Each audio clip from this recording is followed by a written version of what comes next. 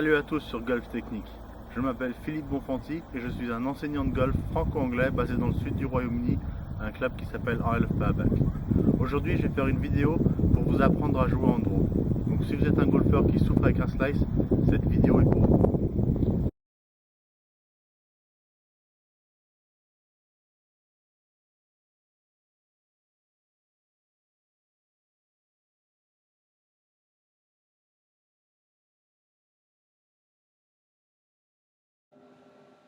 La première chose que l'on doit comprendre est pourquoi on joue en slice. Donc quelle est la différence entre un coup slicé et un coup joué en draw. Donc ici, pour illustrer ces deux coups, on a deux graphiques et deux chiffres TrackMan. Donc sur le graphique du haut, on voit une trajectoire gauche-droite, le slice, et sur le graphique du bas, on voit une trajectoire droite-gauche, c'est-à-dire le draw. Si on regarde les chiffres obtenus, sur le coup du haut, la face de club à l'impact était orientée 2,1 degrés vers la droite. Sur le graphique du bas, la face de club était orientée 2,3 degrés vers la droite. Donc on va dire que c'est plus ou moins la même chose. On va dire qu'ils sont pareils. Ils sont les deux légèrement vers la droite. Et si on regarde bien au niveau des 40 mètres, on voit que la balle passe par le même point, légèrement à droite des 40 mètres. Par contre, à partir de ce moment-là, les deux coups prennent des trajectoires très différentes. Celle du haut, on voit qu'elle tourne considérablement à droite, le slice, alors que celle du bas, on voit qu'elle commence à revenir vers la cible, le draw. Donc quelle est la différence si ce n'est pas la face de club? On voit très facilement ici que c'est le chemin du club. Dans le coup joué en slice, c'est un chemin extérieur-intérieur de 5,5 degrés, alors que le coup en draw, c'est un chemin intérieur-extérieur de 4,6 degrés.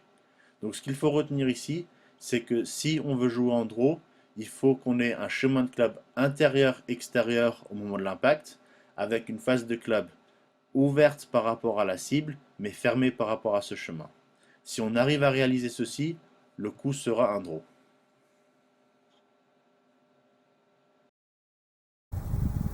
Nous avons donc vu que pour effectuer un coup en draw, c'est-à-dire une trajectoire de droite à gauche pour un droitier, il faut qu'on ait une face de club ouverte par rapport à la cible à l'impact, mais fermée par rapport au chemin. Donc ce que cela veut dire, si je représente cela avec ces bâtons-ci, le bâton jaune représente la ligne de la cible, donc le golfeur est ici à l'adresse. On veut que la face de club à l'impact soit orientée davantage vers la droite que la cible, et on veut que le chemin du club soit encore plus vers la droite que cette face de club. C'est cette configuration qui va nous donner le draw. Face de club ouverte par rapport à la cible à l'impact, qui pointe légèrement à droite. Chemin de club encore plus vers la droite que l'orientation de cette face de club. La question devient alors, quels sont les facteurs qui font qu'un golfeur se retrouve avec un chemin de club qui soit extérieur-intérieur et qui mène au slice? Pourquoi le golfeur approche la balle en venant de cet angle-ci, extérieur intérieur, au lieu d'approcher la balle en venant intérieur extérieur? Et une autre façon de penser à intérieur extérieur extérieur intérieur, c'est que le fait que l'intérieur pour un golfeur, c'est tout ce qu'il y a derrière lui, tout ce qui est extérieur, c'est tout ce qui est devant lui. Donc devant, c'est extérieur intérieur, intérieur extérieur. La première chose à vérifier est que vous n'avez pas votre balle trop en avant dans votre stance lorsque vous vous mettez à l'adresse. Donc si j'illustre ceci en utilisant ce cerceau, on va dire que ce demi-cerceau ici, cette partie basse du cerceau, est une représentation en miniature du trajet de la tête de club lors de la frappe, lors de la zone d'impact, comme ceci.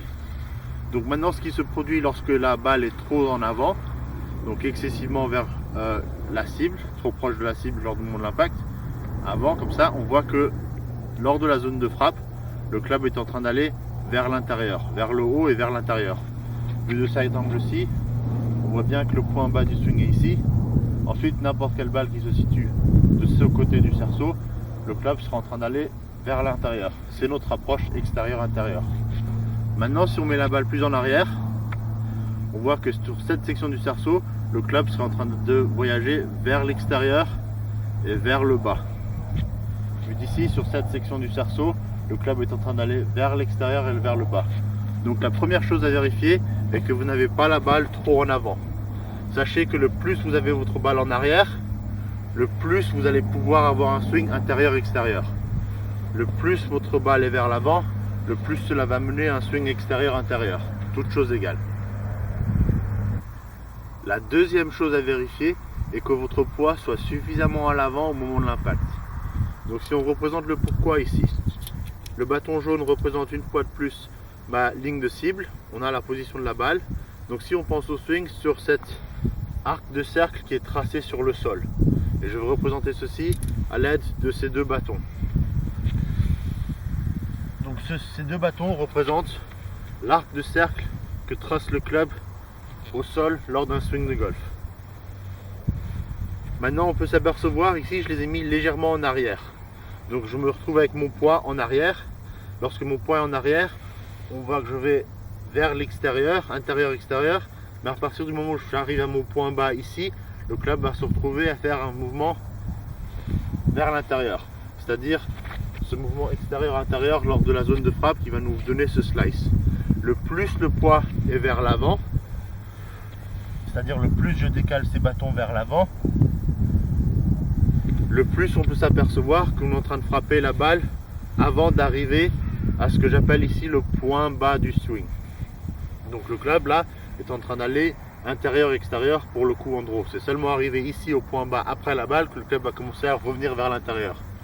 Si on illustre ceci dans l'autre orientation, on a la ligne de cible. Si le poids est excessivement en arrière, on voit l'approche intérieur-extérieur jusqu'au point bas qui se retrouve ici. À partir de ce moment-là, ça va être extérieur-intérieur. On frappe la balle dans une zone où on va faire un slice. Si on a le poids davantage en avant, tout d'un coup, on est en train de frapper la balle avant d'arriver au point bas du swing. On est en train de frapper la balle avec le chemin intérieur-extérieur. Donc ce dont vous devez vous souvenir ici, c'est qu'il est très important pour un joueur qui joue en draw d'avoir un maximum de poids vers l'avant. Donc le plus on a le poids vers l'avant, le plus on va avoir la possibilité de frapper avec une frappe intérieur-extérieur pour faciliter ce draw. Donc pour essayer de vous assurer que vous arrivez à faire ceci, moi je me concentre très fortement sur le travail des hanches. Les hanches, lors du backswing, doivent rester plus ou moins directement en dessous du centre des épaules, voire même légèrement vers l'avant, et doivent continuer à aller vers l'avant tout au long du swing. Donc si on pense au mouvement des hanches, je pense à des joueurs comme Tom Lyman, joueur qui joue fortement en draw, ou même n'importe quel joueur. Ils ont tous ce mouvement latéral des hanches lors de leur swing de golf. Cela est très important. Lorsqu'on mesure les meilleurs joueurs du monde au moment de l'impact, ils ont entre 75 et 95% de leur poids sur le pied gauche, et ils ont également un mouvement latéral des hanches d'environ 15 à 20 cm. Donc ne le négligez pas, ceci est très important. L'autre chose que je dirais, vu qu'on sait que le plus on a le poids vers l'avant, plus on va avoir les moyens de faire une approche intérieure-extérieure, n'ayez pas peur d'avoir votre balle légèrement en retrait, votre poids un maximum en avant pour vraiment faciliter cette approche intérieure-extérieure. Ceci est très important, surtout au début, quand quelqu'un a vraiment du mal encore à faire cette approche intérieure-extérieure pour un draw. Maximisez vos chances d'y arriver. Exagérez les gestes dont vous aurez besoin. Le poids doit être vers l'avant, la balle doit être légèrement en retrait. Une troisième cause du chemin excessivement extérieur-intérieur est l'orientation du shaft au moment de l'impact. Le shaft n'est pas construit, le club de golf n'est pas construit pour qu'il soit perpendiculaire au sol. Il est construit pour qu'il soit aligné vers l'avant. Le plus ce shaft est vers l'avant, le plus on va avoir une approche intérieure-extérieure. Lorsqu'on voit les bons joueurs qui jouent en draw, ils ont toujours ce look à travers la zone d'impact. Ils ne s'amuseront pas à faire comme cela avec le shaft qui est en train d'aller vers l'arrière. Ceci serait la position typique des amateurs. On les voit toujours dans cette position. Poids en arrière, flexion des poignets, un peu comme ceci. Ceux qui jouent en draw auront tous cette tête là lorsqu'ils font ce coup. Donc sachez qu'il faut que votre manche soit en avant. Et ceci mène à un point très important dont je viens de parler légèrement, mais c'est quelque chose qu'on entend souvent dire, que lorsqu'on veut faire un draw, il faut qu'on ferme la face de club très rapidement dans la zone d'impact.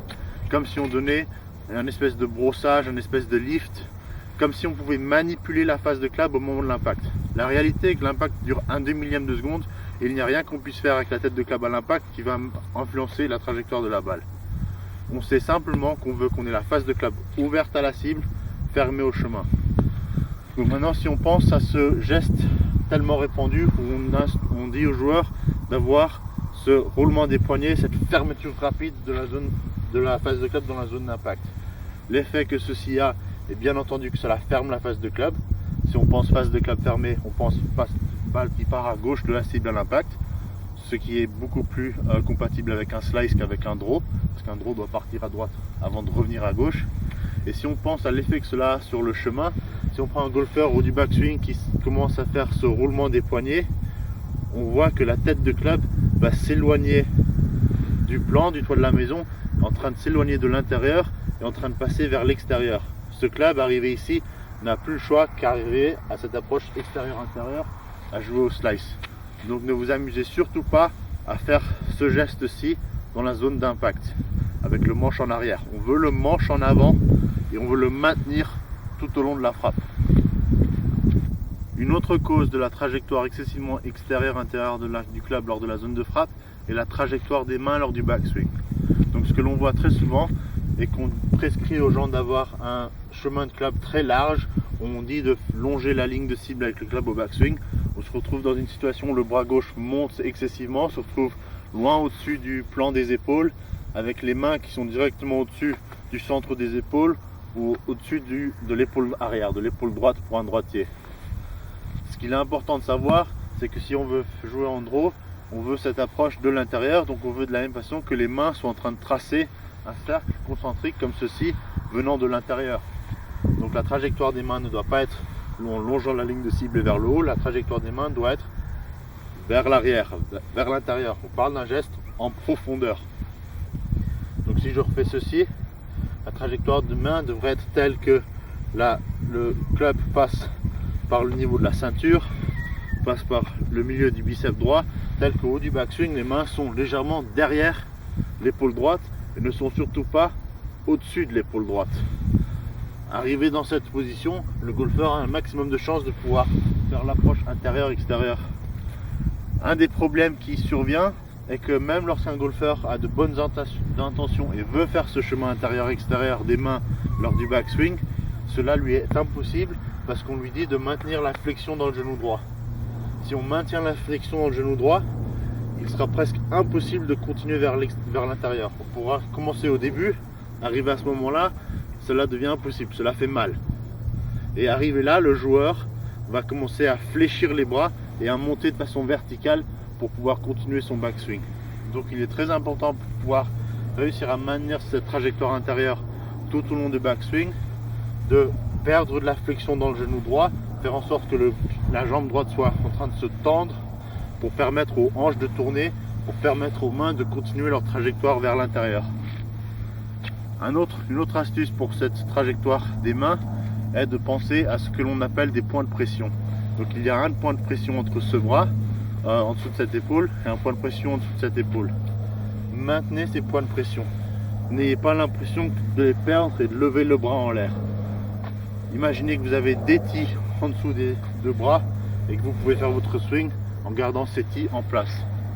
Un autre point très important ici, c'est qu'avec cette approche intérieure des mains, cette trajectoire intérieure des mains, on entend aussi souvent dire les gens, quand on fait cette approche intérieure, on fait ensuite le contraire à la descente. Cela n'est pas vrai. Ce qui se passe, c'est que de temps en temps, les joueurs qui font cette approche intérieure des mains font cela en fléchissant le coude droit de façon excessive, en le laissant aller derrière la chemise. Dans cette position-là, le coude droit se retrouve très en hauteur. Arrivé très en hauteur, ce coude ne peut que pousser sur le club. Et arrivé dans cette position, c'est là que le golfeur va se retrouver à pousser sur le club, faire en sorte qu'il repasse vers l'extérieur.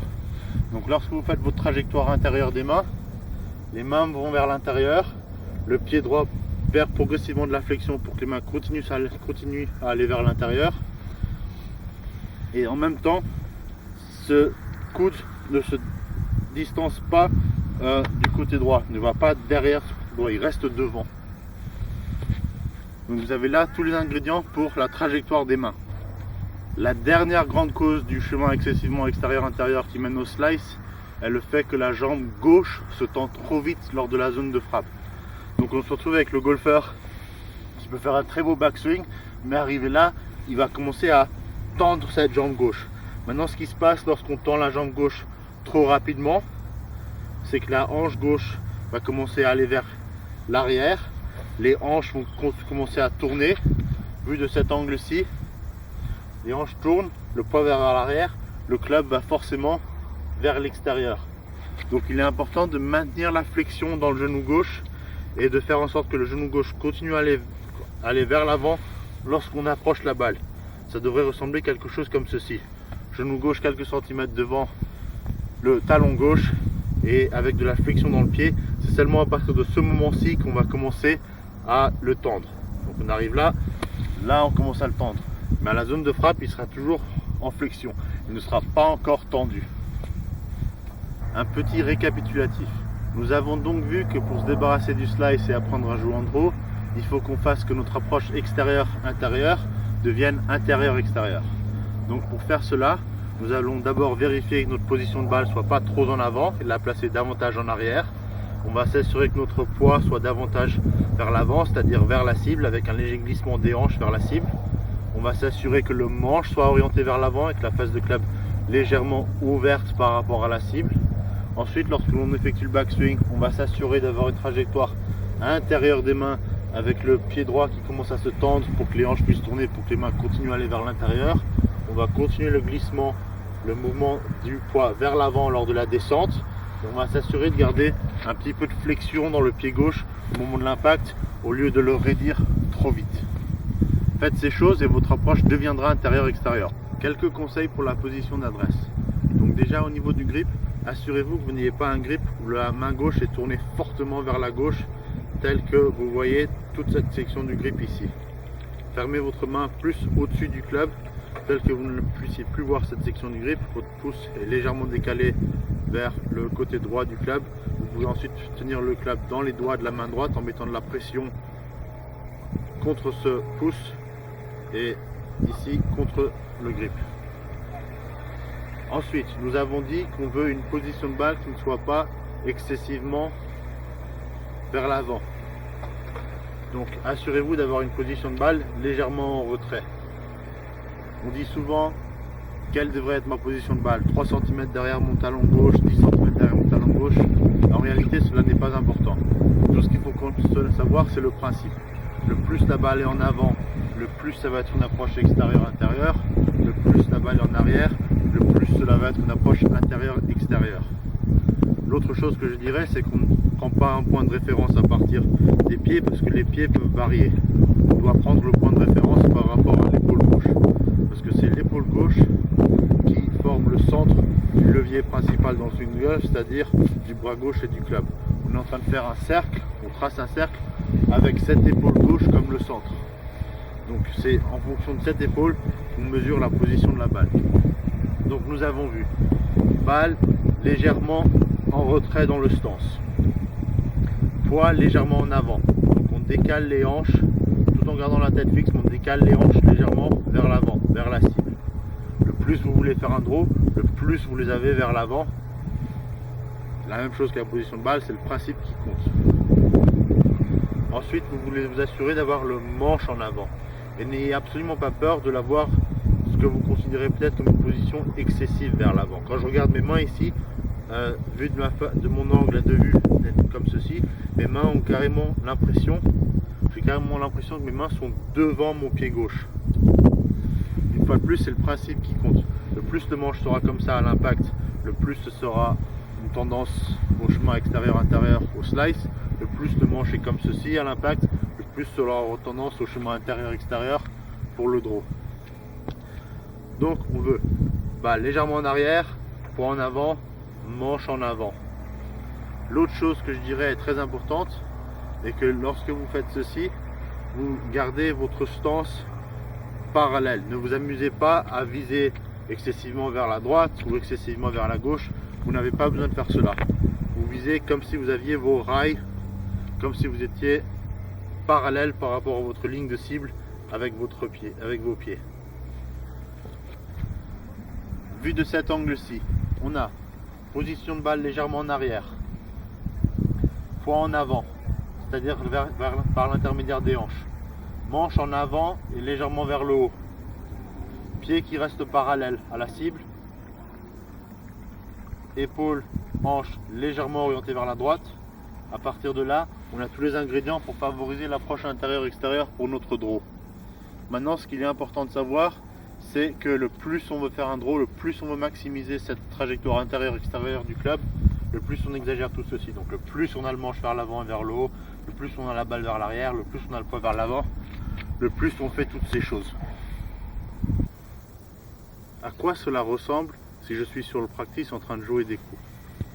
Donc j'ai mis la ligne de cible avec l'aide de cette corde, cette ficelle et de ce bâton d'alignement pour que je puisse bien distinguer entre la droite de la cible et la gauche de la cible. Donc pour le draw, je veux que ma balle commence à droite de la cible. Je me mets à l'adresse, poids en avant, manche en avant, et je vais commencer par des petits coups. Trajectoire intérieure des mains, et je vais d'abord m'assurer que je sois capable, en faisant ces petits coups, de commencer la balle à droite de la cible. Et je ne sais pas si vous arrivez à le voir là à la vidéo, mais même sur ces petits coups, il commence à y avoir un tout petit effet en draw sur ces balles. Donc je fais doucement, je pense bien à tout ce que je suis en train de faire. Balle légèrement en retrait, hanche en avant, manche en avant, épaule légèrement vers la droite, je lève un peu le manche, je vais bien m'assurer de faire cette trajectoire intérieure des mains.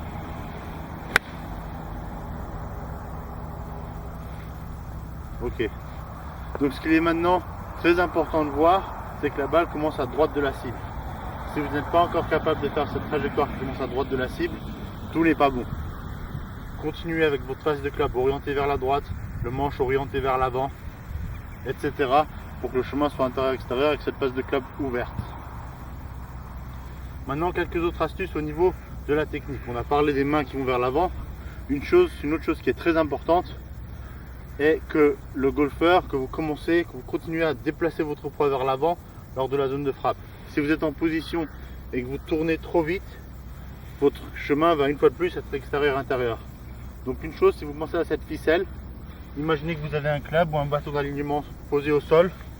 Pensez lors de votre downswing tout simplement à coulisser vos hanches le long de cette ligne plutôt que de les tourner.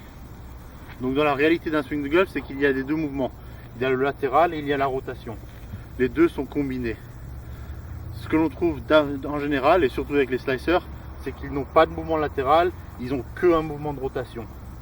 Ceux qui jouent avec des hooks forts, donc une trajectoire excessivement droite-gauche, ont trop de latéral et pas assez de rotation. Donc une fois de plus, il faut connaître les principes pour savoir ce qui s'applique à vous. Donc vous êtes en position, continuez à glisser les hanches vers l'avant.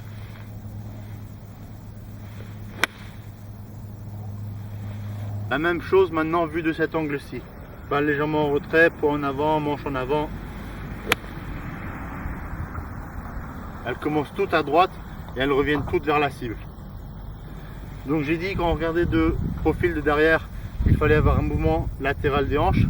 L'autre chose dont je n'ai pas encore parlé qui est très importante, vu de cet angle-ci, c'est qu'on voit beaucoup de golfeurs qui font un backswing où la tête se translate, se décale vers la droite et ensuite se décale vers la gauche lors du swing. Lorsque la tête se décale vers la gauche lors de la descente, une fois de plus, cela a pour effet de faire que l'approche devient excessivement extérieur-intérieur avec le club qui s'écrase contre le sol. Comme cela. Il est très important de pouvoir garder la tête fixe, la tête là où elle est. Pour réaliser ceci, il faut faire une extension. Il faut avoir l'impression de faire ce geste-ci, en étend la poitrine. Donc vu de face, si je le fais correctement, balle qui commence à droite, revient vers la gauche. Si je le faisais de manière incorrecte, j'aurais balle en avant, poids en arrière, manche en arrière. Et là j'ai ma balle typique de l'amateur, gauche-droite, que l'on veut absolument éviter. Une fois qu'on est capable de faire ce geste, et vous voyez tout de suite aussi à quel point mon niveau est beaucoup plus profond. En gardant le poids en arrière comme cela, le manche en arrière, en faisant ce geste, on a trop de descente sur la balle. Donc si on revient, manche en avant,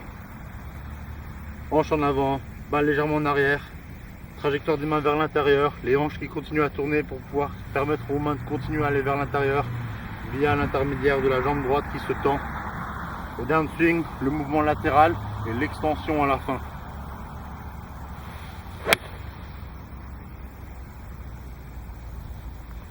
On a le coup en draw qui commence à droite, revient vers la cible.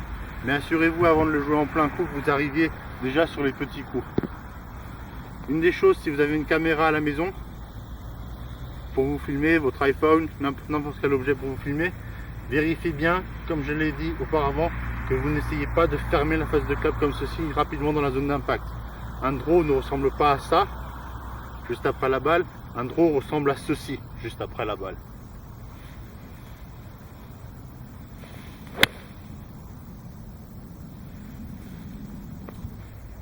Quelques repères utiles à avoir en tête lors du finish, lorsque vous faites cet exercice avec ces demi-coups.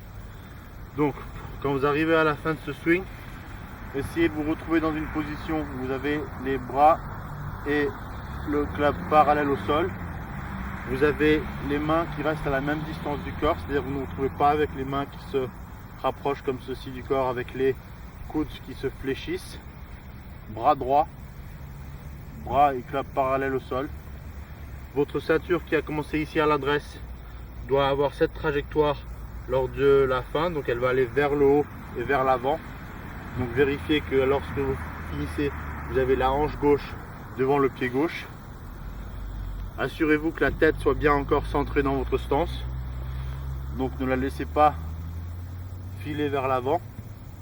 Et assurez-vous enfin qu'au niveau du pied droit, votre talon reste devant les orteils. Donc s'il y a un mouvement latéral suffisant, le pied droit va fonctionner de cette façon. C'est un glissement et ensuite comme ceci. Donc le talon reste devant l'orteil. S'il y a trop de rotation, on va se retrouver avec le talon qui bouge derrière l'orteil. Donc si je refais ce coup, le petit draw, je me retrouve avec bras et club parallèle au sol, bras droit, hanche gauche devant le pied gauche, tête centrée, talon devant l'orteil. Une bonne façon de réussir à produire ce mouvement comme ceci et d'avoir les pieds sortis au moment de l'adresse. Si vous avez le pied arrière qui est à 90 degrés par rapport à la cible, il est trop facile de laisser la rotation fonctionner, il est trop facile d'avoir le pied droit qui vient s'écraser contre le gauche. Décalez-le vers l'extérieur pour apprendre à l'avoir qui fonctionne de cette façon linéaire. Nous allons maintenant regarder certaines des différences que l'on peut percevoir entre le coup en slice et le coup en draw.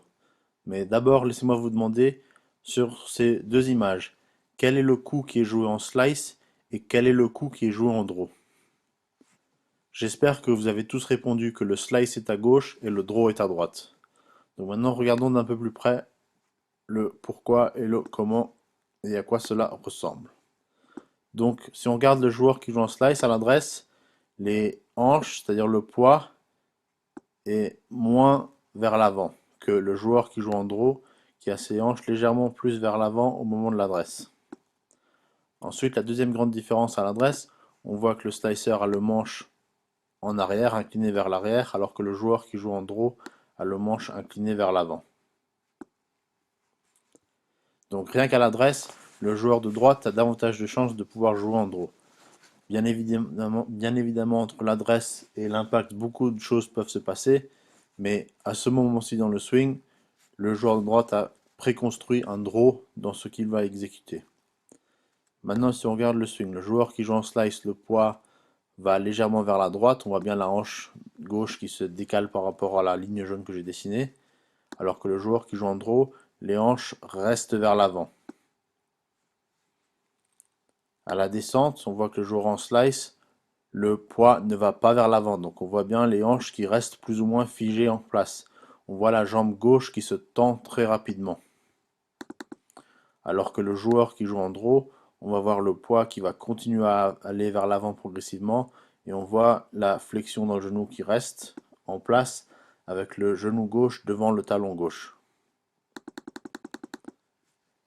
Ensuite, à l'impact, le joueur en slice, la jambe gauche pratiquement complètement tendue, le poids n'est pas vers l'avant, le manche est vers l'arrière. Le joueur en draw, le poids est vers l'avant, le manche est vers l'avant, la tête reste centrée. Tous les ingrédients pour le coup en draw. Ensuite, le slicer, on voit les poignets qui tournent très rapidement. On voit les bras qui vont commencer à fléchir très rapidement, le poids qui continue à aller vers l'arrière. Ceci est une position très typique de ce que l'on voit tous les jours sur les practices. Le joueur en draw garde les bras droits, les hanches continuent à aller vers l'avant, il commence à y avoir une extension. Donc ça ne ressemble pas du tout à un slice. Les deux coups ont un look très différent. Maintenant, si on regarde à partir de la vue de derrière, donc une fois de plus, je mets le slice à gauche et le draw à droite.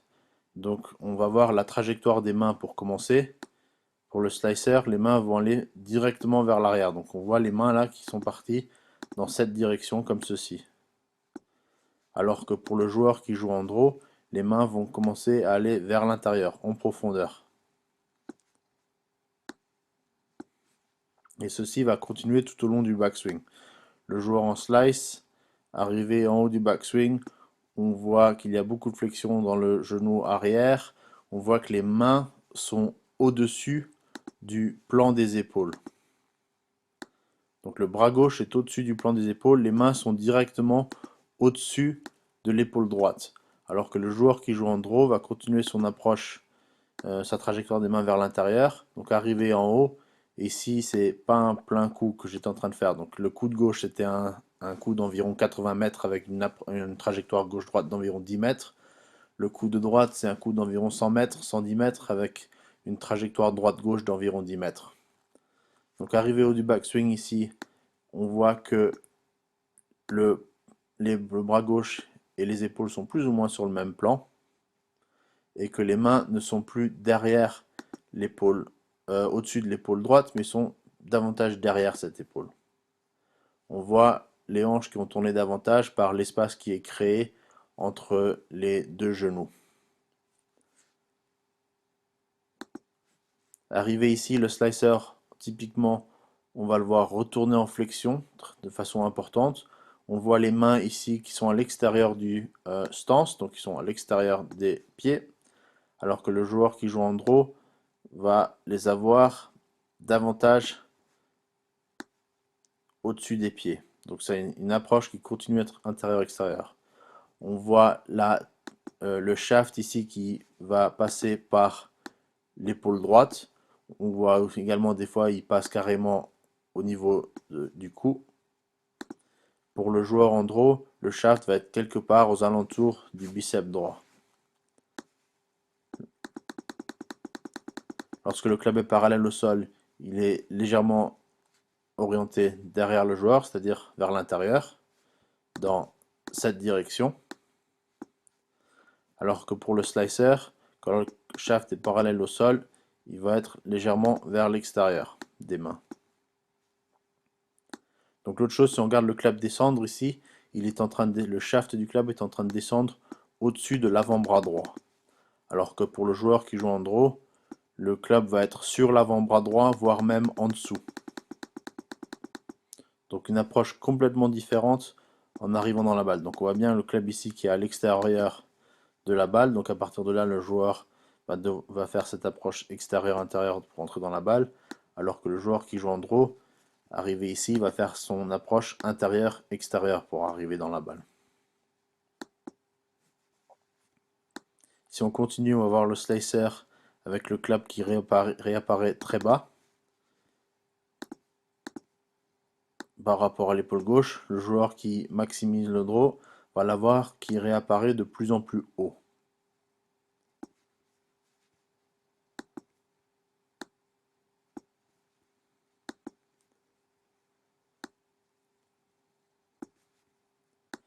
On va également voir que le joueur qui joue en slice a beaucoup de flexion dans les bras, alors que le joueur qui joue en draw va pouvoir maintenir le rayon de son swing plus constant et va garder les bras davantage droits.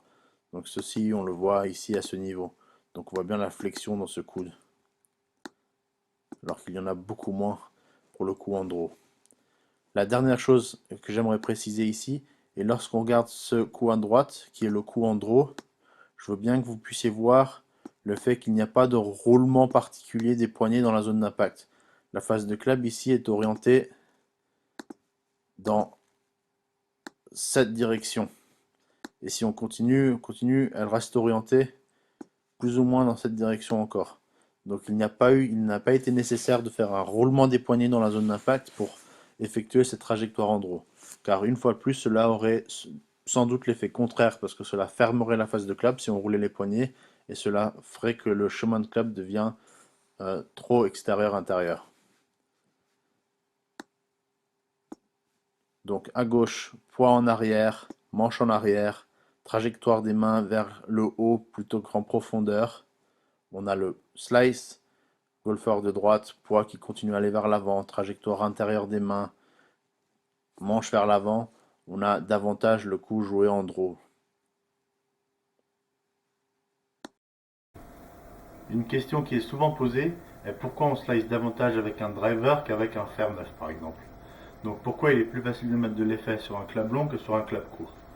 Donc d'abord il faut savoir que la balle a toujours un seul axe de rotation. Donc pour un coup qui va tout droit, sans effet, l'axe de rotation est horizontal, ainsi. Si la balle va de gauche à droite, l'axe de rotation va être incliné de cette manière. Donc une analogie pour mieux penser à ceci est celle d'un avion. Si l'avion continue à aller tout droit, ses ailes seront parallèles au sol. Si l'avion veut commencer à aller vers la droite, les ailes vont commencer à s'incliner de cette manière. Pareil pour l'axe de rotation de la balle. Tout droit, si l'axe de rotation commence à être incliné ainsi, c'est une trajectoire gauche-droite. Si l'axe de rotation est incliné ainsi, c'est une trajectoire droite-gauche. Le plus l'axe de rotation est incliné, le plus il va y avoir d'effet sur la balle. Donc la raison pour laquelle il est plus facile de mettre de l'effet sur les longs clubs que sur les petits clubs, est qu'avec les longs clubs, il est plus facile d'incliner cet axe de rotation. Donc voyons pourquoi. Je vais illustrer le chemin du club à l'impact à l'aide de ce bâton rouge, de ce bâton d'alignement rouge, et l'orientation de la face de club à l'impact par le bâton qui sort à 90 degrés par rapport à cette face de club. Ici, j'ai mon fer neuf. On va voir qu'entre ce chemin de club et cette face de club, il y a un plan qui se forme et sur une bonne frappe, l'axe de rotation de la balle est toujours à 90 degrés par rapport à ce plan. Ce qu'il faut savoir, c'est que le plus ce plan est incliné, le plus l'axe de rotation est incliné pareil. Donc le plus il va y avoir d'effet. Une balle toute droite, le plan ne serait pas incliné du tout. Il est perpendiculaire par rapport au sol. Donc, si on regarde bien cette situation, on va dire ici qu'on a un chemin qui va à 0 degré, c'est-à-dire directement vers la cible, et une face de club qui est orientée 5 degrés vers la droite. Donc chemin à 0, face de club 5 degrés vers la droite. Et on voit que l'orientation du plan, donc de l'axe de rotation, est inclinée de cette manière. Si maintenant je prends un driver, ou non, plutôt mon bois 3,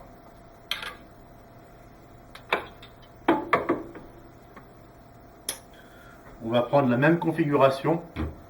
Là, le chemin de club qui est à 0 degré, la face de club qui est orientée 5 degrés vers la droite. Tout d'un coup, on voit que le plan est beaucoup plus incliné. Donc pour la même configuration, c'est-à-dire les mêmes conditions d'impact, chemin à 0 degré, face de club 5 degrés vers la droite, l'orientation de ce plan, l'axe de rotation de la balle devient plus incliné avec les clubs longs que si c'était un club court. Donc c'est pour cette raison que je recommande souvent de faire votre entraînement d'abord avec les clubs plus courts, faire 8, faire 7, faire 6. Parce que pour le même swing, la même situation, vous allez être davantage récompensé pour vos efforts avec les petits clubs. J'espère que cette vidéo vous a été utile et que vous en avez tiré plein de choses. Si vous avez des questions, n'hésitez absolument pas à me contacter. Jouez bien, jouez mieux. Merci.